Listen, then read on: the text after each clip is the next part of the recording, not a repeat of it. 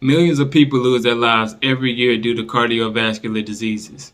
According to the 2023 Heart Disease and Stroke Statistics Updates, cardiovascular disease remains as the leading cause of death in the United States, accounting for over 920,000 deaths in the year 2020. According to the World Health Organization, cardiovascular diseases are the leading cause of death globally, taking an estimated amount of 18 million lives every single year. So it's very clear we have a major global health issue on our hands. But surprisingly enough, there's a relatively simple solution to this major health issue. Stay tuned, let's talk about it.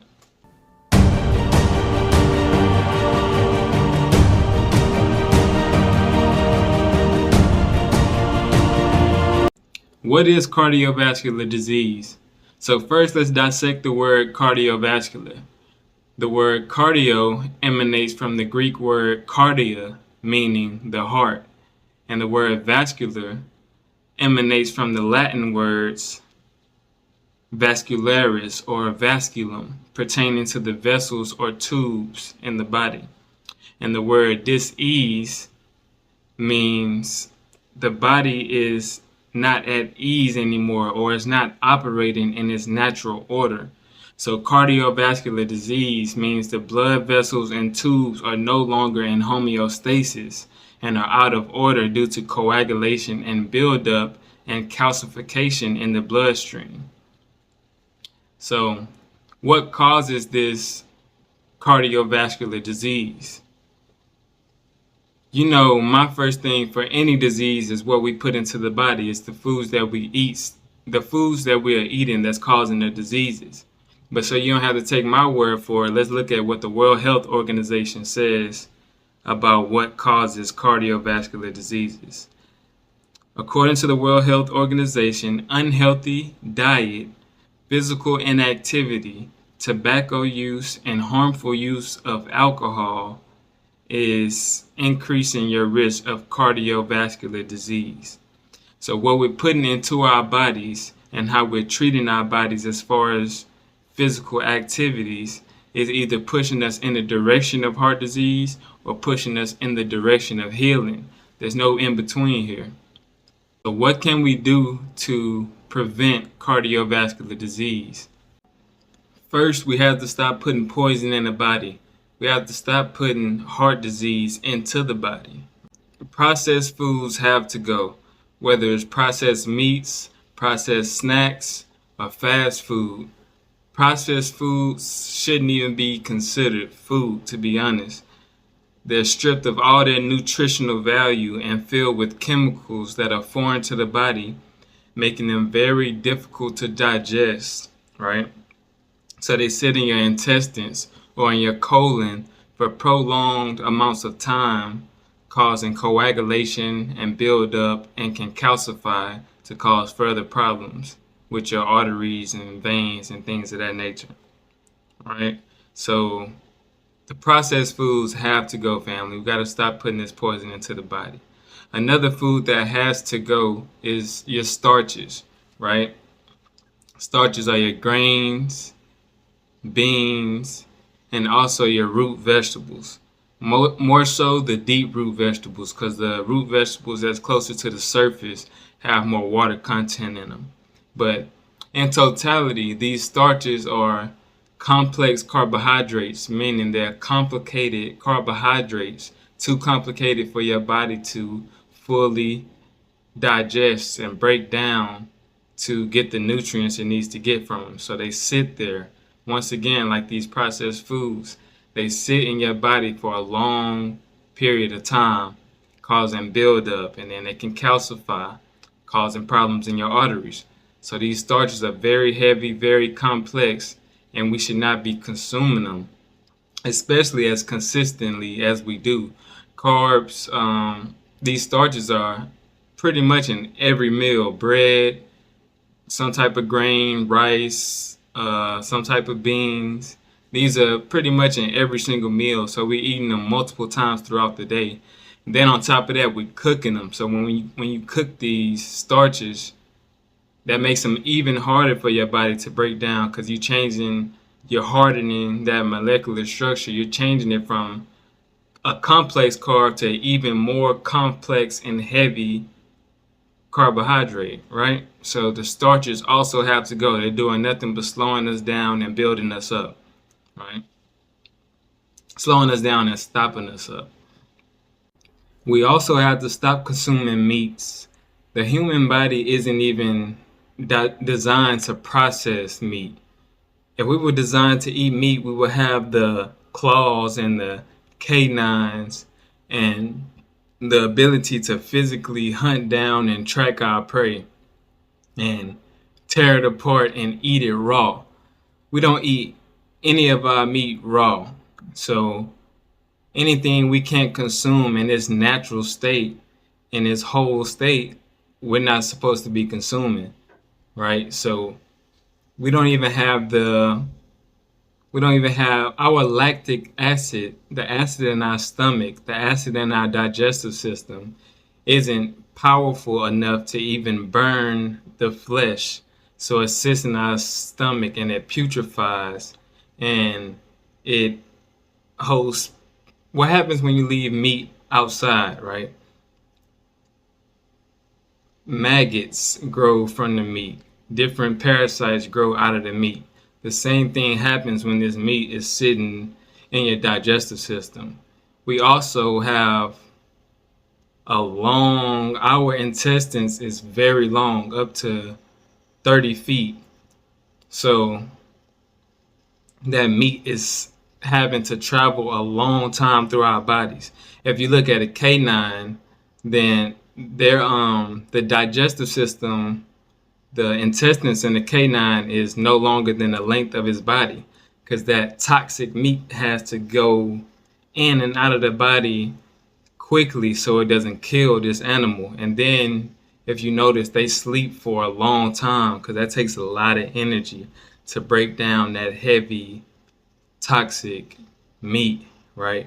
And also, if you look at a canine, something that eats meat all the time, a carnivorous animal, their life expectancy, they don't live that long, right? Carnivores, animals that eat meat, do not have a long lifespan because it's a very stressful and very toxic, very acidic lifestyle. So it can't be held up for that long. On the other hand, if you look at apes or elephants or animals that eat more from nature, eat more lively foods, their life expectancy is much longer. They live for a longer amount of time. So yeah, the meat has to go. It's doing nothing but putrefying in our body and adding more acid and more stress to our digestive system. If we are consuming it, I recommend you get meat that hasn't been processed at all, organic meat, grass-fed, the cleanest cut possible, and you pair it with some fruits and some vegetables to help it flow through your system, help break it down and flush it out of your system. Another food that we consume way too much of, family, is sodium or salt. First of all, salt has no nutritional value at all. It's a preservative, right? It dries things up. It strips the water from everything it comes in contact with. That's why you can kill a snail. You can just drain all the moisture out of his body. Make beef jerky, drain the meat and moisture, drain the liquid and moisture out of the meat to get beef jerky or whatever. Salt drains the moisture out of things. And then on top of that, so it's doing the same thing in your body. It's taking all the water from all of your muscles and everything like that, and it's absorbing it. It's robbing your body of all of this water. Then on top of that, salt deteriorates your gut lining, right? And it causes a leaky gut, which is a whole another set of issues, right?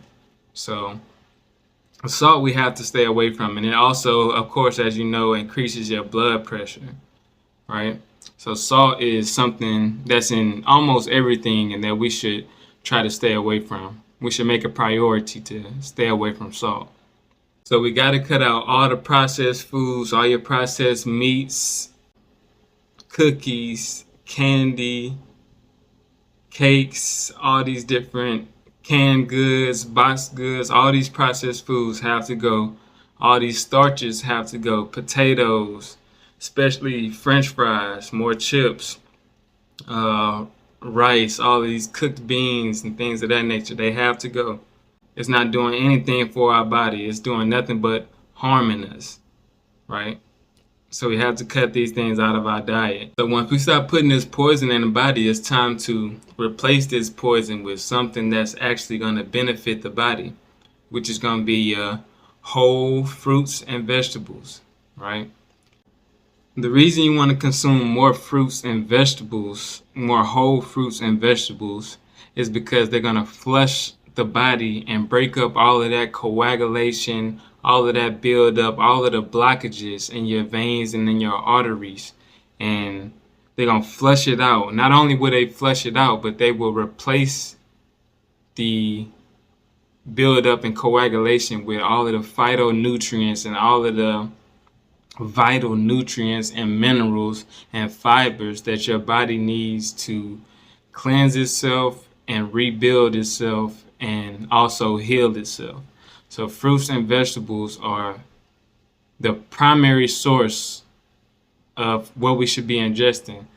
One of the key elements in your whole fruits and vegetables is phytonutrients.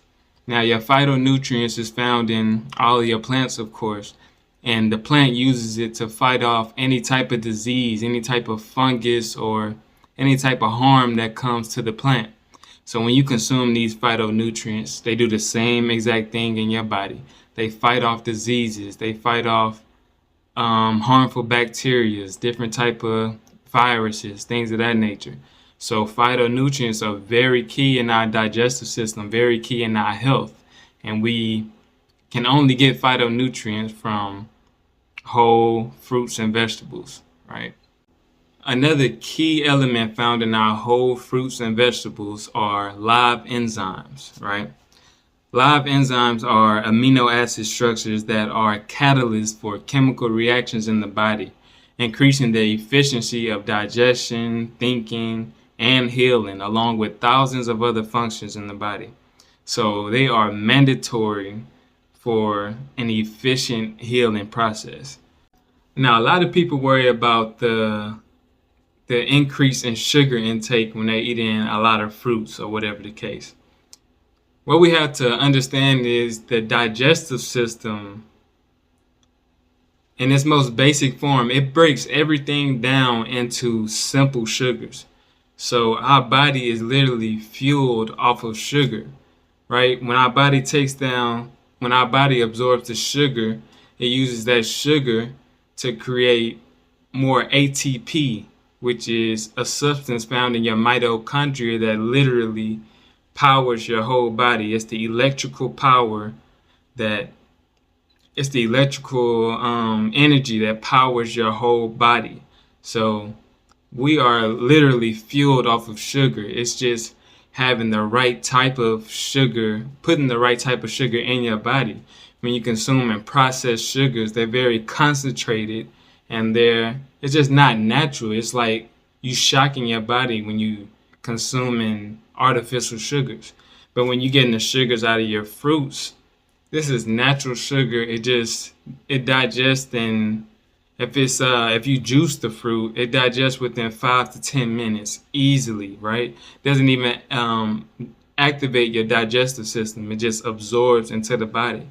If you eat the whole fruit, it digests within 30 minutes, 45 minutes.